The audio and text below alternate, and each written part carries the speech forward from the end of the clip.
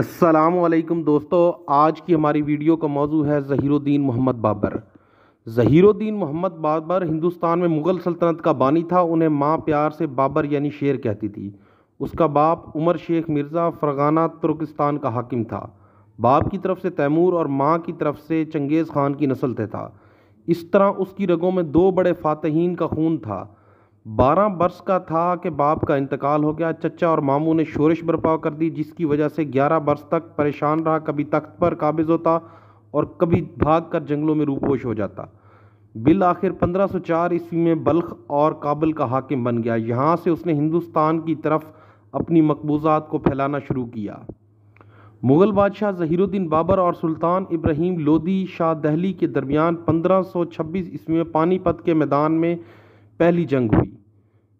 سلطان ابراہیم لودھی کی فوج 1,00,000 جوانوں پر مشتمل تھی اور بابر کے ساتھ صرف 12,000 آدمی تھے، مگر بابر خود ایک تجربہ کار سپہ سالار تھا اور فن حرب سے بہت اچھی طرح واقف تھا۔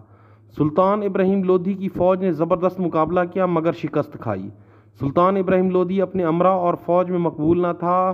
وہ ایک شکی مزاج انسان تھا۔ لاتعداد امراء اس کے ہاتھوں قتل ہو چکے تھے۔ یہی وجہ تھی کہ دولت خان لودھی حاکم پنجاب نے بابر کو ہندوستان پر حملہ کرنے کی دعوت دی اور مالی و فوجی مدد کا یقین دلایا۔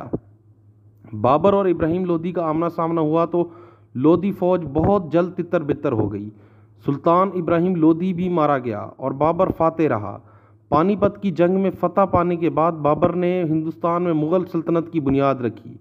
بابر فاتحانہ انداز میں دہلی میں داخل ہوا۔ یہاں اس کا استقبال ابراہیم لودھی کی ماں ہوا بیگم نے کیا۔ بابر نے نہایت ادب و احترام سے ماں کا درجہ دیا۔ دہلی کے تخت پر قبضہ کرنے کے بعد سب سے پہلے اندرونی بغاوت کو فروغ کیا، پھر گوالیار، حصار، ریاست میوات، بنگال اور بہار وغیرہ کو فتح کیا۔ اس کی حکومت کابل سے بنگال تک اور ہمالیہ سے گوالیار تک پھیل گئی۔ 26 دسمبر 1530 عیسوی کو آگرہ میں انتقال کیا اور حسب وصیت کابل میں دفن ہوا۔ اس کے پڑپوتے جہانگیر نے اس کی قبر پر ایک شاندار عمارت بنوائی جو بابر باغ کے نام سے مشہور ہوئی ہے۔ 12 سال کی عمر سے مرتے دم تک ایک بہادر بادشاہ کی طرح تلوار اس کے ہاتھ سے کبھی نہ چھوٹی۔